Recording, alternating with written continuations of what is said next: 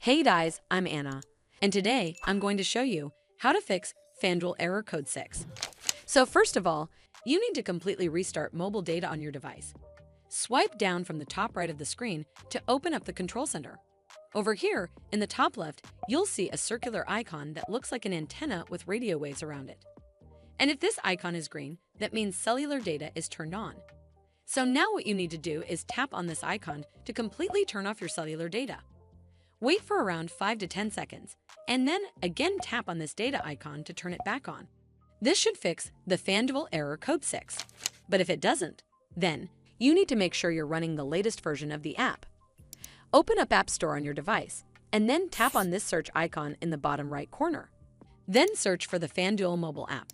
And if you see this update button right next to the app name, simply tap on it to make sure you're running the latest version of the app.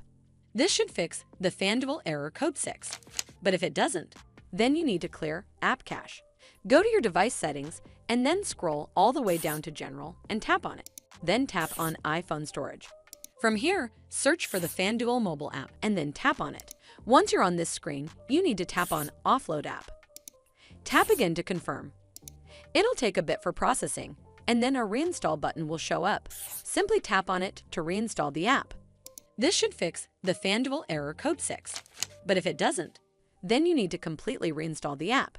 Follow the on-screen instructions to navigate all the way to the app page. Once you're on this screen, tap on Delete App to uninstall the app from your device. Once uninstalled, you need to open up App Store and then search for the Fanduel mobile app right over here in the search bar.